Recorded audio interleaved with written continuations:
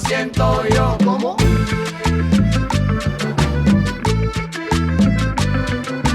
Báilalo.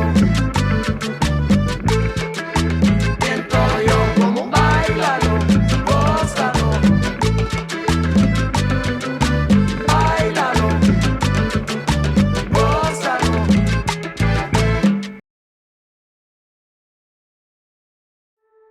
Have you ever come across a place that takes your breath away, to the point where it feels like time itself stands still?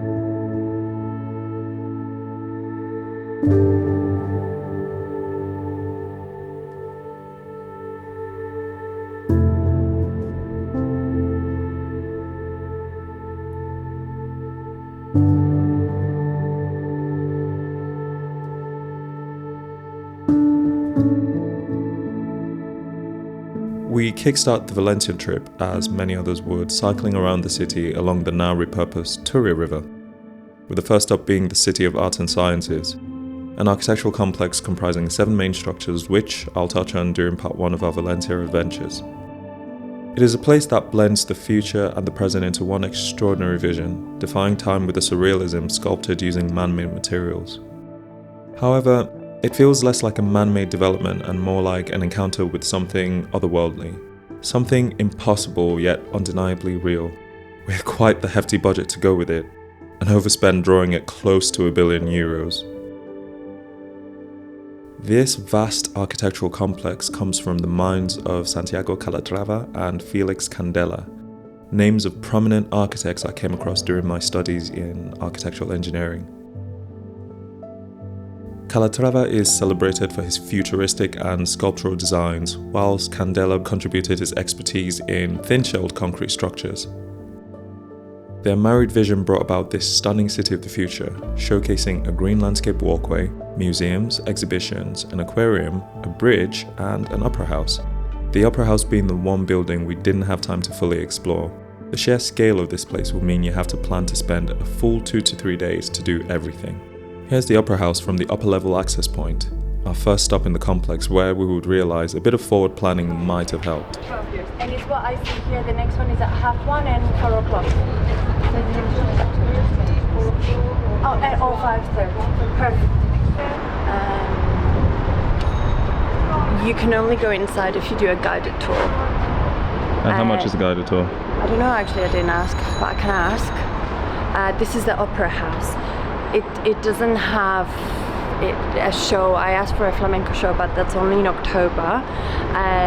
The other ones, the aquarium, the something about the air, something, and the science museum, you can get a group ticket, but you have to go to the science museum to get those. Okay. This is like a standalone thing on its own, and yeah, you can only do it with a guided tour, but I don't know what's inside. It's a theatre, it's like a performance theatre.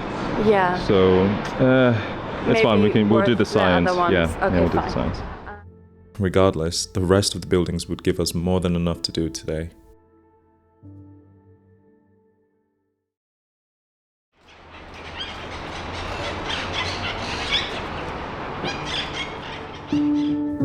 We made our way to L'Umbracle, an open-air walkway structure with a series of elegant arches carrying over the city's design language. It houses a landscape garden with plants indigenous to Valencia. It might appear to be a promenade in the day, but it also doubles as a club venue at night. I know this because my work came here on an annual summer trip 2 years ago, and boy was it a night to remember. That'll have to be a video for another day. Anyway, the garden features Mediterranean plants like palms and orange trees, alongside the odd sculpture or two. It is about 320 meters long, offering some of the best views of the complex, and also providing some much needed shade below, especially this time of year. One of the more versatile spaces in the complex.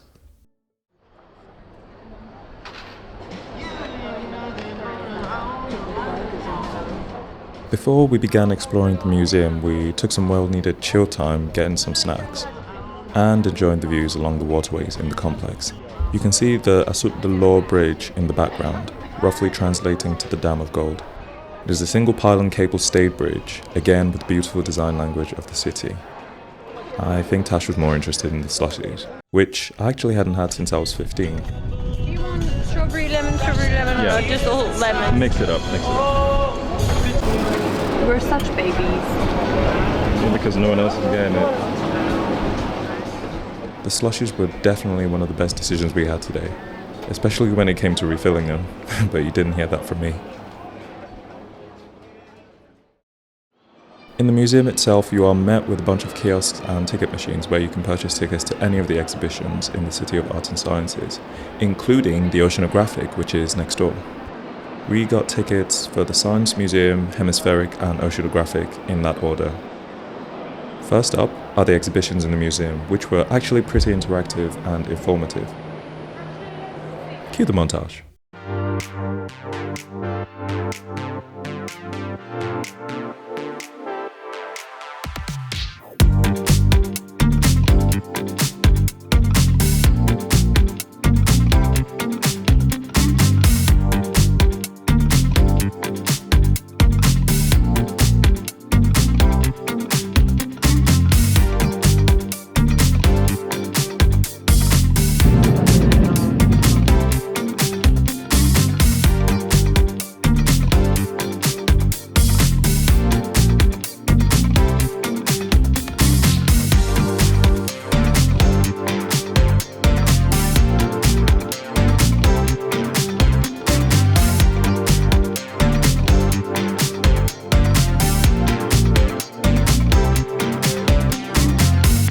Oh, you moved down.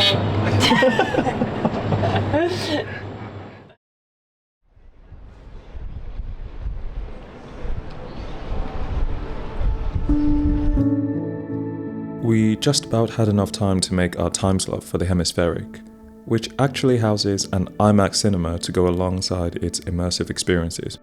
But what could be so immersive about an IMAX cinema, you might ask?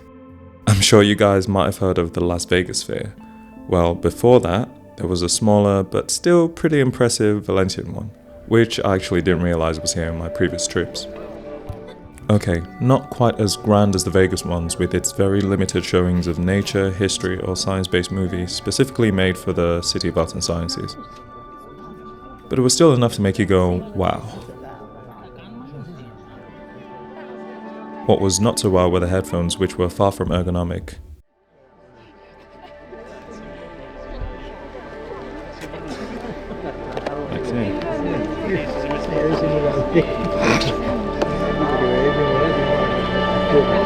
Does this look right? I don't know, it seems like you put it the other way around, the straps in the back.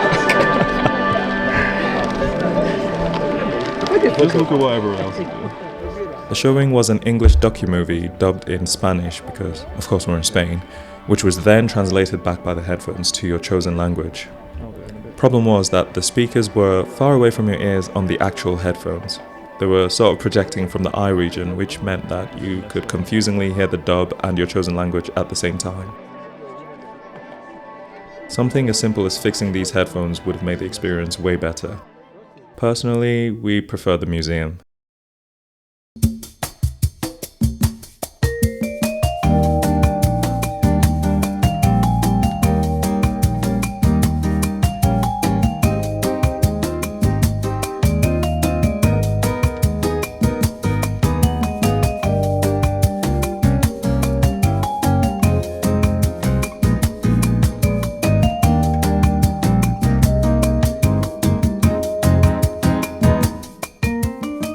Whilst the Oceanographic is a part of the City of Arts and Sciences, it has its own separate campus, generally characterized by its architectural designs that mimic natural wave-like forms, reflecting the movement of marine life. Each section is themed to represent different aquatic environments with various interactive exhibits and creative displays showcasing diverse ecosystems. After making a much-needed pit stop for some ice cream, at the request of Tash, we made our way to the stands. I guess this is a good time to preface this by saying no orcas were involved in the making of this segment. I don't think I would have been let in with the camera in case I was making a new blackfish documentary. What is worth noting is the oceanographic appears to be actively involved in a lot of marine conservation work through a number of initiatives, a notable one being the assessment of environmental impacts on marine species. What we did get at the start was a nice presentation highlighting the importance of rehabilitation, physiological and medical research aided by working with dolphins. And we also got to play a little marine trivia. Trust me when I say a lot of the public need to go back to school because what the hell is this? Oh, it gets worse. 8 people said Bluetooth. At this point, I think some people were just trolling. As expected, the dolphins were amazing to see in action alongside their carers. Fun fact, this is actually known as a dolphinarium, one of the largest in Europe, which houses, I think they said, 17 bottlenose dolphins. As well as these presentations, they also offer workshops where visitors can actually learn more about marine life. Some of us made the conscious decision to sit quite a few seats back because, yeah, the guys at the front did get splashed.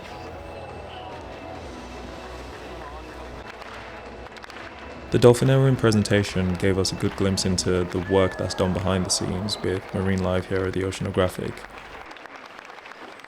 Would definitely recommend you catching one of these shows because they've got allocated time slots.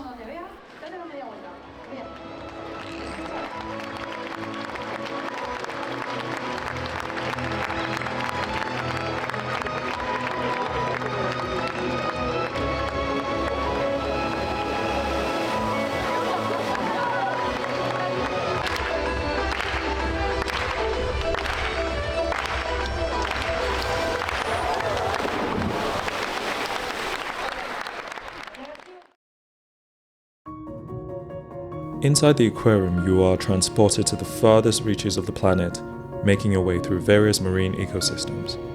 From shimmering fish and sharks in the ocean zone to the ghostly white forms of the beluga whales in their icy waters. All of which are just as curious to see us as we are to see them. A highlight of the experience is the infamous tunnel, walking beneath the large expanse of curved glass which truly immerses you in the depths of the ocean. You almost forget it's an enclosed space once the animals come out to play, whereas some just want a bit of peace and quiet. This place really is a vision of the arts and sciences, from the exhibitions to the nature on display. Not only is it an architectural marvel, but it is a celebration of our planet and everything it has to offer. I guess that's why I've always found my way back to Valencia. Truly one of my favorite cities in the world. Next time on A Summer in Valencia. Báilalo, gózalo, como lo canto y lo siento yo. Báilalo, gózalo, como lo canto y lo siento yo.